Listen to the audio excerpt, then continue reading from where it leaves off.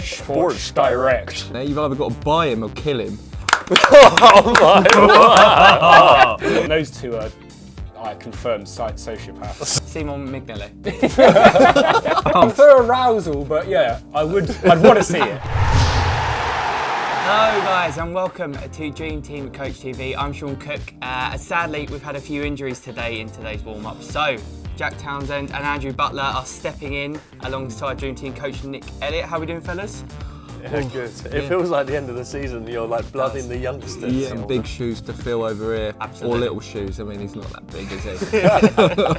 Mr. Butler was drafted in at the very last minute, so he's exempt from this week's forfeit. But everyone else, including myself, could be suffering at the end of the show. So we're going to kick off with Liverpool's game in the Camp Nou. They lost 3-0 to Barcelona.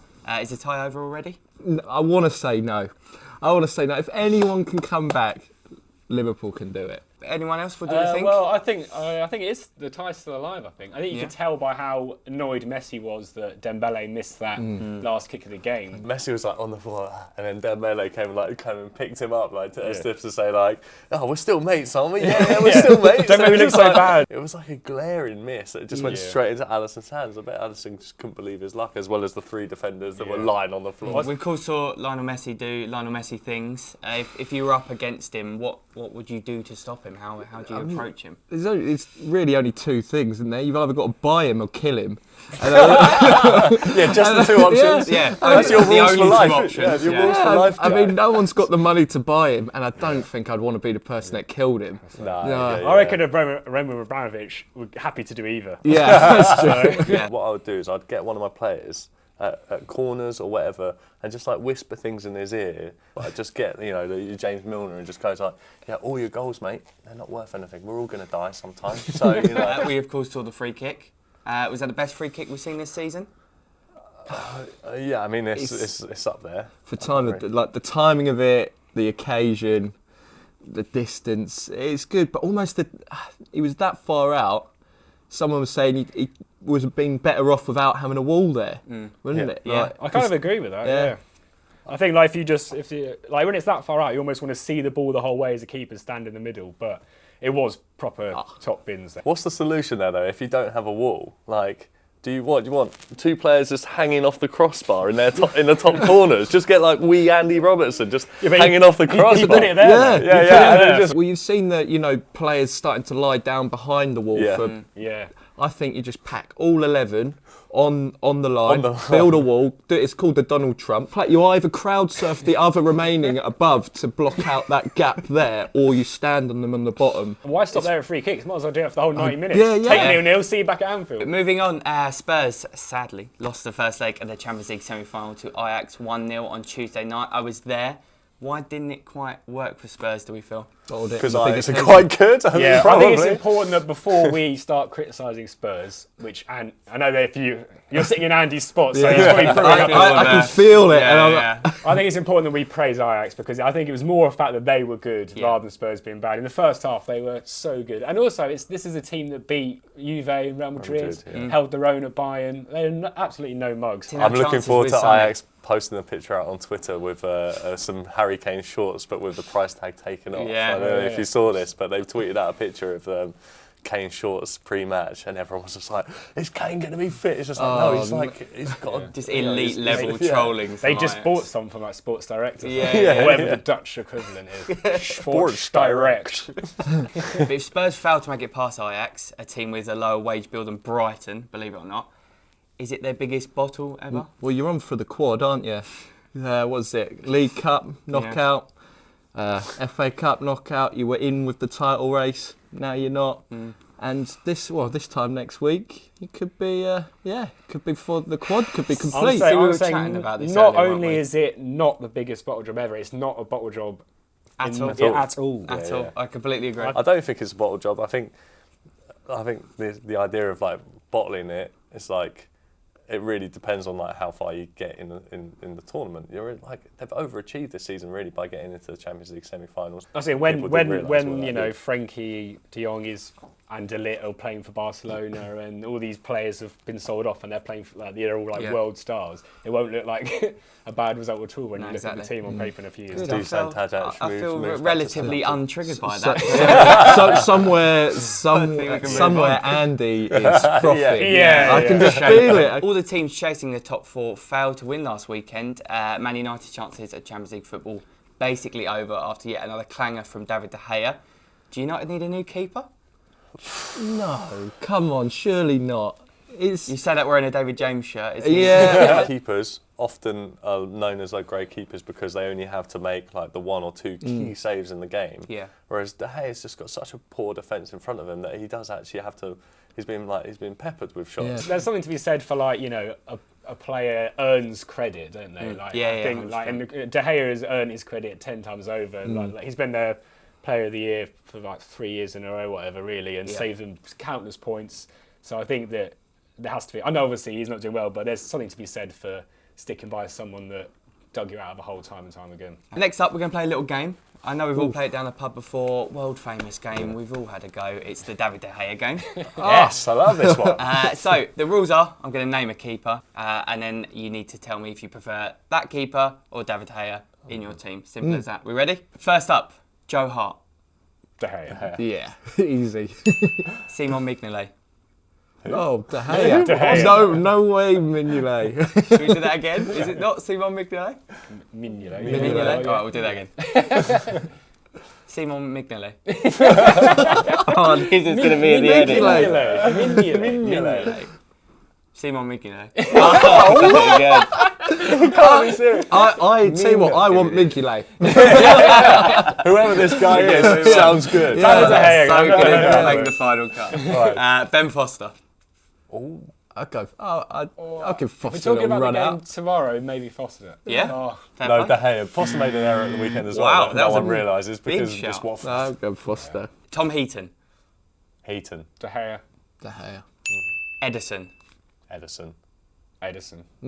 Edison. Pickford. Pickford. De Gea. Pickford. Wow, 2 Pickfords. Kepa. De Gea. Well, Kepa's just going to demand to be in the side anyway. De Gea for me. Fair play. Leno.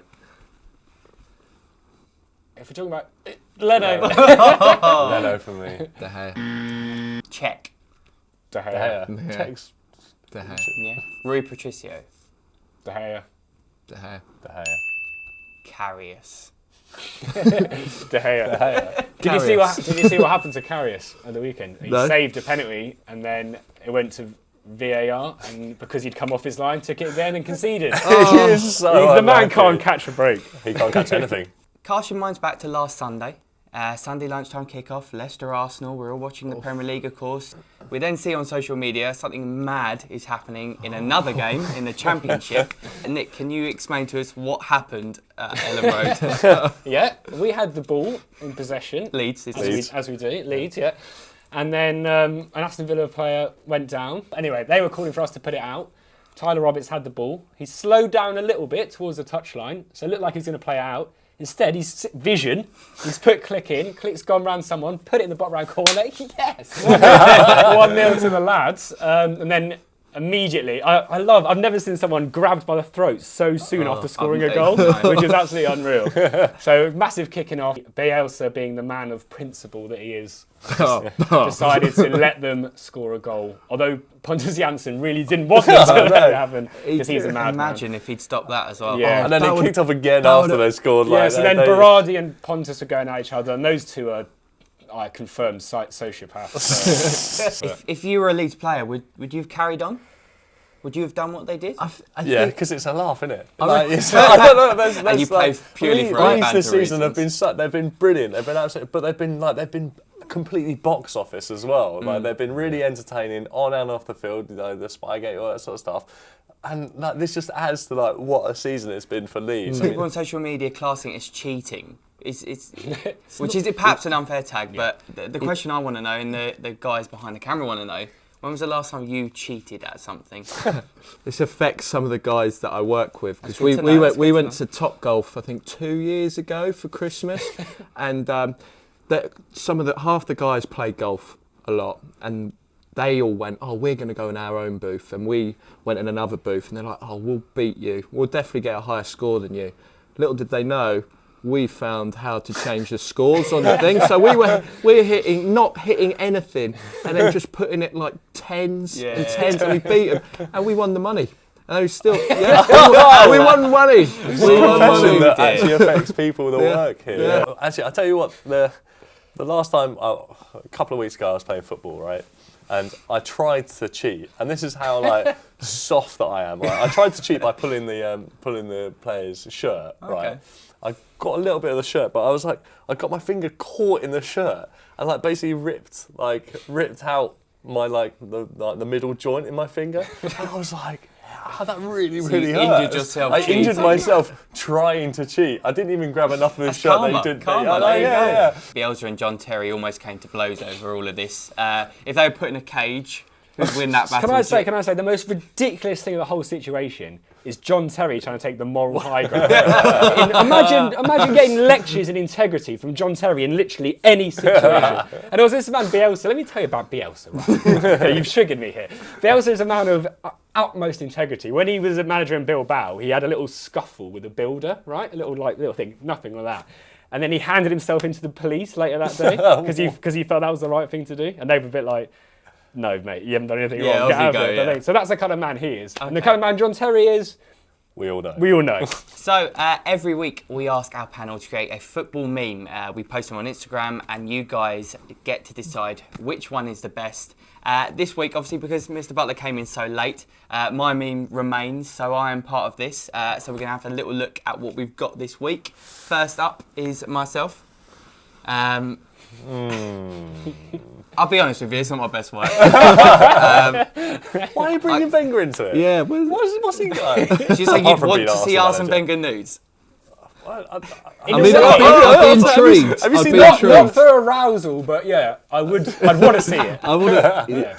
It's like, you know, when like you're driving past like a car crash on the motorway. You don't want to see it, but you have a look. You slow down. Okay. I would slow down and have a look at Arsene Wenger nude and in a cause car a crash. Yeah. Okay, right. You would stop for that, to be fair. So next up we have Nix. Talk us through this one. You know, you've got the people going for the Champions League spots. They're on a nice, safe path to Champions League qualification. But as we said in the last week, they've been veering off towards potential Europa League games, which, as we all know, equates to Thursday night games against France. Of course. No, a solid effort. Great meme. Makes sense. Thanks very much. And finally, is Jack's one. Jack, I don't really know what to say about this. I'm gonna let you do the talking. Right. So I've gone weird. Is that Nicolas Cage? That is Nicolas Cage, because the original face just wasn't cutting it. The idea is that the breasts is Messi propping up the rest of the team, the Barca team, and then Nicolas Cage is Liverpool watching helplessly. And you know what? You did this before the game. I predicted it. A few extra points for. And see, if this went out today, I feel like it would have been perfect. But I've got a sneaky suspicion. Jack, I've got a question. What did you have to Google to get? I just went through my family photos. That's Jack's great now. Yeah. Okay, let's reveal who had the most likes. In third place was Jack Townsend. Come on! What? Too ahead of your time. In second place was myself, which means this week's meme supreme is Mr. Nick Elliott. Order's been restored. I mean, it's been a fantastic season for you in the meme world. You've had a good year. I've let my fans down in recent weeks, but the meme nerd you've turned it around. Has returned. So Nick is going to run us through the 5 unsung heroes of the season in Dream Team. Take it away, Mr. Coach. Number 5, Bernardo Silva. Everyone knew about his talent, but he's definitely exceeded expectations. Over 212 points, he's gone ahead the likes of Leroy Sané, Pogba and Eriksen. Number 4, Andy Robertson. Started the season at 3 million, now the 3rd best defender in the game and one of the most expensive. Number 3, Ryan Fraser. Same assist as Eden Hazard. What a gem he's been for Dream Team gaffers this season. Number 2, Raul Jimenez, the 5th best striker in the game at the moment, outperforming superstars like Son and Firmino. And number 1, undoubtedly, Matt Doherty, another Wolves player. Started this. He's now got 180 points, the same as Kyle Walker, league leaders right back, and he started at half the price. all the best Dream Team gaffers got him in nice and early and have been reaping rewards ever since. So, looking ahead now, and we have to talk about the top 2. Only 2 games left. Liverpool away to Newcastle on Saturday night, and then City home to Leicester on Monday.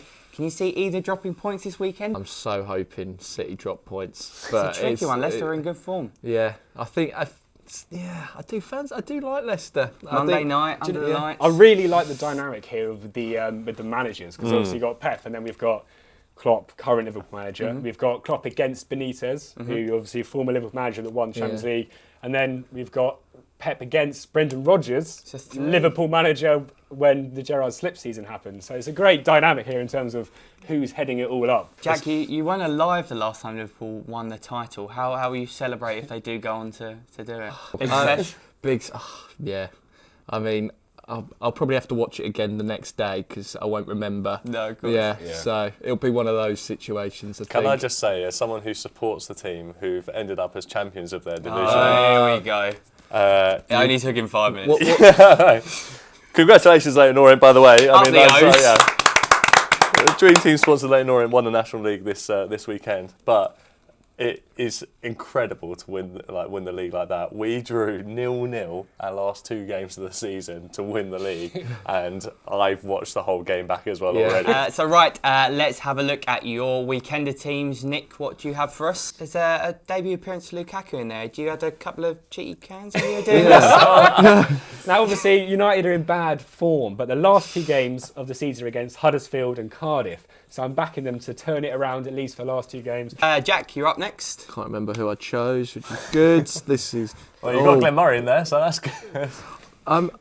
Murray. He's. To be fair, Arsenal have been conceding goals. Yeah. Murray and Pogba, you trying to stitch up Sean Burke again there? I mean, I would have gone full bad. I haven't gone full bad. Never go full bad. And finally, my own team. Oh, yeah. Go on, Sean. It's a bit of a car crash, if truth be told, but I'm going to run with it anyway.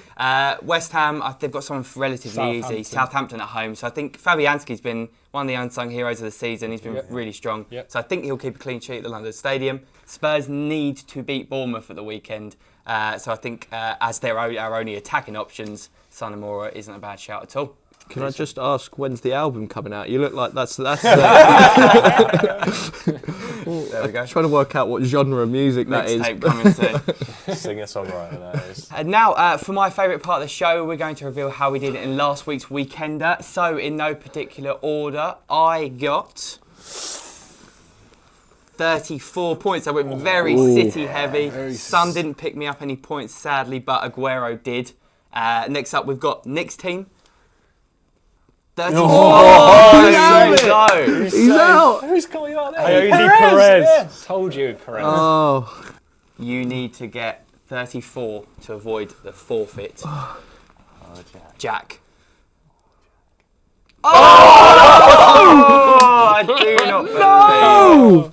Sly little arm pump there from me. And Vardy's really pulling all the work. Wow. So Jack, the forfeit is for you this week, I'm afraid. So he is going to be required to sing some football songs dressed as a baby. Fine. Okay. Ladies and gentlemen, performing for us tonight, gargling 3 lions, is Baby Jack Townsend.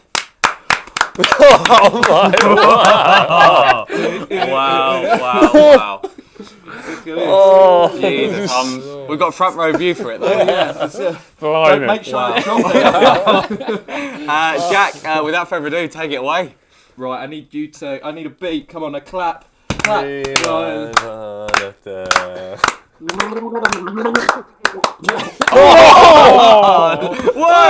I'm in a splash zone. What are you doing, man?